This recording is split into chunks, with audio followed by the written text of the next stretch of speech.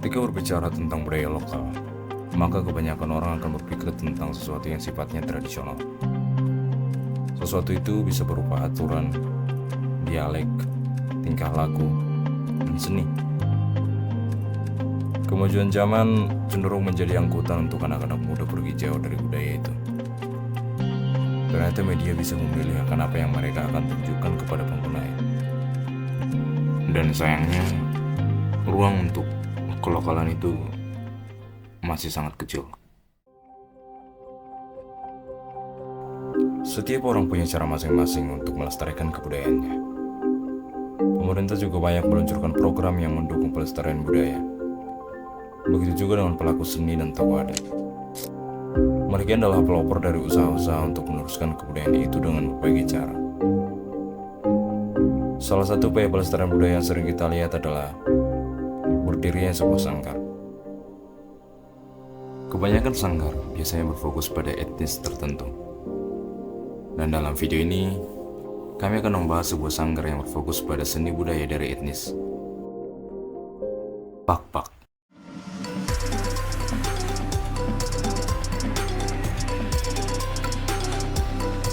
Ini salah satunya adalah suku Pakpak. Suku Pakpak ini juga pemirsa memiliki banyak sekali peninggalan-peninggalan sejarah dan juga seni dan tradisi yang diwariskan secara turun-temurun. Pakpak merupakan salah satu dari 8 etnis asli Sumatera Utara yang banyak berdomisili di Kabupaten Pakpak Barat dan daerah Sumatera Utara. Dan salah satu sanggar yang berfokus pada seni budaya dari etnis Pakpak adalah Sanggar Nantampuk Emas.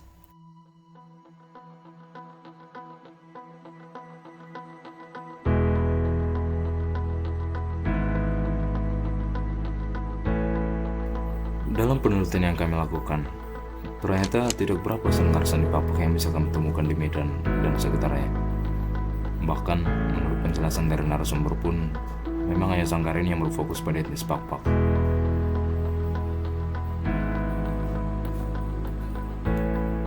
Setelah data dan informasi terkumpul, kami pun berangkat ke lokasi sanggar yang membutuhkan waktu sekitar 30 menit dari Universitas Sumatera Utara.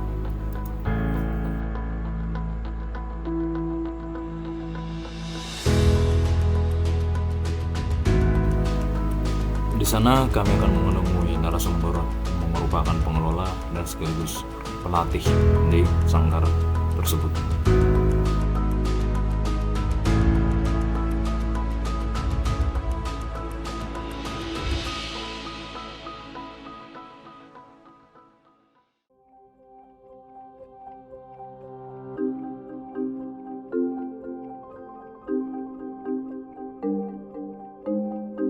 Juan, nama saya Nur Maibang. Keseharian saya adalah salah satu ASN di Rumah Sakit Umum Pusat Haji Damai Medan. Di dalam seni budaya, saya juga pelaku seni di etnis Pakpak. Saya juga pelaku sebagai penyanyi Pakpak. Juga ada beberapa ciptaan lagu saya di lagu Pakpak. Dan saya juga menyiar di RRI di program budaya juga, obrolan budaya Pakpak, bukan Pakpak namanya, sejak tahun 2000. Dan saya juga masih menjadi pelatih tari di Sanggar Tari Budaya Nantampuk Emas yang selama ini memang adalah milik ayah saya, almarhum R. Maibang BA. Tetapi sejak beliau meninggal, sanggar ini saya yang kelola sejak tahun 2016. Dulu awalnya bukan Nantampuk Emas. Dulu di tahun 97 namanya masih Nangkendaren. Sejak ayah saya meninggal di tahun 2016, maka sanggar ini saya ambil alih. Kebetulan di bulan Mei itu juga di tanggal 27 seharusnya ada wawancara. Ayah saya selalu narasumber di sanggar ini, tapi karena beliau meninggal, maka saya melanjutkan wawancara tersebut tentang budaya Pakpak, khususnya di pakaian etnis budaya Pakpak di TVRI pada saat itu. Sebagai provinsi yang multi etnis, ada banyak sekali suku di Sumatera Utara ini, salah satunya adalah suku Pakpak Juga ada Ibu Nurmala Maibang. Selamat siang Bapak. Selamat Ibu. siang, Ya. Bu. Dan saya teruskan karena memang saya memang mencintai dan memang sudah menjiwai, sudah memang merasakan sayang kalau tidak diteruskan. Jadi saya teruskan sejak ayah meninggal, saya lah yang meneruskan Sanggar Tari Budaya Nantang Mas. Saya berkecimpung di Sanggar Tari Budaya Nantang Mas berawal dari saya masih kecil. Waktu saya masih kecil, memang di rumah ini, di tempat ini, setiap malam minggu itu ada kegiatan yang dilatih orang tua saya. Semua alat musik tradisional Papa, dari itu kelondang, dari itu genderang, gung, sampai alat musik tradisional yang namanya keyboard. Jadi setiap malam minggu dari jam 8 sampai jam 11 malam di sini dilatih semua peserta Sanggar Tari Nantang Mas. Medem kumedem ulang kodak tangis. Saya pelajari lagu pertama kali yang disuruh ayah saya. Jadi kecilnya saya itu awalnya masih dengar-dengar orang-orang latihan di sini, masih ikut-ikut karena saya awalnya tidak mengerti, tidak paham bahasa Papa itu dan tidak mengerti sama sekali bahasa Papa karena memang saya sudah terlahir di Medan ini. Awal mulanya itulah saya memberanikan diri, ini harus diteruskan. Jadi setiap event yang ada di Sumatera Utara yang ada yang namanya etnis Papa selalu melibatkan Sanggar Nantang Mas. Kenapa? Karena etnis Papa yang memiliki sanggar di Medan ini hanya Sanggar Nantang Mas yang ada etnis Papa. Kalau yang lain mungkin Toba banyak, Karo banyak. Tetapi kalau Papa di Sumatera Utara atau khususnya di Medan hanya Sanggar Nantang Mas yang ada sampai saat ini. Dan di Nantang Mas ini bukan hanya belajar menari, bukan hanya belajar musik tradisional Papa, modern juga kita pelajari di sini. Dan kita juga menyediakan busana baju Papa yang banyaklah jumlahnya untuk dipakai acara-acara yang menggunakan etnis Papa. Jadi nggak hanya fokus di sanggar tari ataupun musiknya, jadi berbagai macam juga kita ikuti untuk mengisi ataupun dipanggil sebagai narasumber tadi. Banyak tantangan sih kalau di sanggar ini karena memang satu-satunya minat adik-adik mungkin yang kurang, karena satu di Medan ini kalau namanya sudah perantau udah pasti bahasa juga kurang paham dan budaya juga kurang paham. Jadi kita masih menunggu adik-adik yang merantau juga dari Papa Barat ataupun dari Sidikalang sebagai anggota sanggar kita. Jadi masih sedikit orang Medan itu sendiri yang bergelut di sanggar kita. Paling yang sudah memang dari orang tuanya menjiwai budaya, maka diajarkan anak-anaknya untuk ikut di Sanggar Nantang Mas.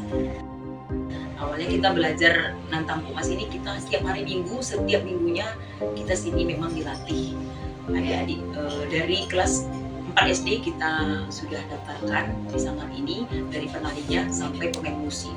Dan juga pernah kita pemain musik kita yang pertama kali paling imut di Milan Fair pernah kita tampilkan kelas 3 SD main kelondang.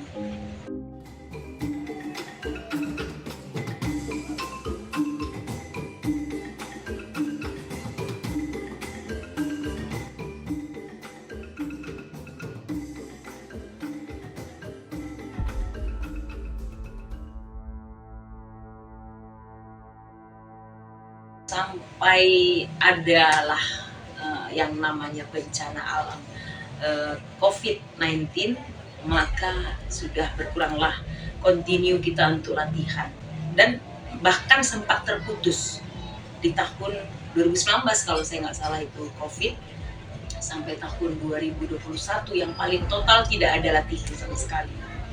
Memang vakum, tidak bisa ada acara, tidak bisa ada momen-momen apapun yang ditampilkan. Masa pandemi tidak ada sama sekali latihan. Adapun event yang harus kita tampilkan, Sanggar Nantang Mas hanya cukup latihan pada saat mau event saja. Misalnya ada event di bulan 7, kita start dari bulan 5 gitu latihannya.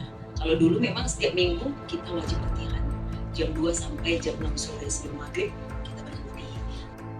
Yang paling sering memang kita saat ini mengisi acara di wedding. Paling sering memang itu tarian, karena seperti kita bilang tadi, kalau pakai alat musik genderang sisiba itu biaya sangat besar. Pandemi sangat mempengaruhi. Awalnya kita mulai menurun masa latihannya, awalnya mulai continue belajarnya itu sudah berkurang.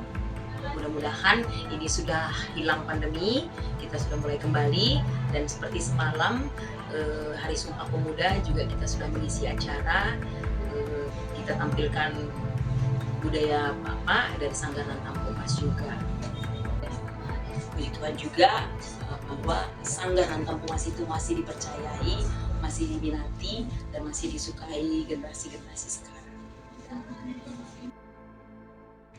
Harapan kita khususnya di Sanggar Tari Budaya Papa dan Tampung Mas ini itu membangkitkan, semoga ada rasa minat untuk adik-adik lebih banyak lagi, cintai budaya lagi, khususnya di Sanggar ini kita bisa dilatih untuk menjadi seorang penyanyi ya, tapi khusus Papa ya, penyanyi, penari, dan juga pemusik tradisional Papa. Dan bukan hanya itu, untuk pemain drama musikal Papa juga kita di sini ada. Jadi itulah harapan kita, semoga adik-adik semakin meminati budaya tradisional khususnya Papa.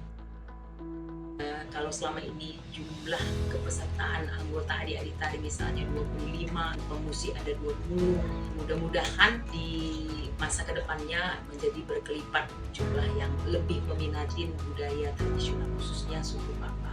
Keseluruhan untuk pemerintah misalnya, semoga lebih memperhatikan lagi ya sanggar-sanggar seperti Sanggar Tampung Mas khususnya dan sanggar-sanggar lainnya untuk lebih mengembangkan. Dan saya sangat bersyukur akhir-akhir ini pemerintah memang sangat mengutamakan budaya. Tiap hari besar, hari nasional, Sumpah Pemuda, Hari Pahlawan, Hari Kartini, setiap hari-hari nasional itu memang saya lihat sudah memang digalakkan mengembangkan budaya, memang sudah ditampilkan budaya-budaya.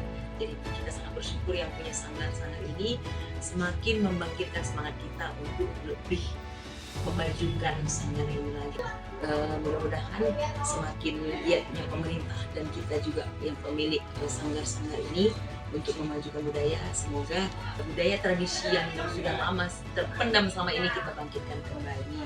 Jadi ada filosofi Papa yang sangat memang kental sekali kalau menurut saya ya, kalau di dalam sanggar ini saya tekankan sekali, mela oda kita isi nol, mela oda bagian dari dahari nol.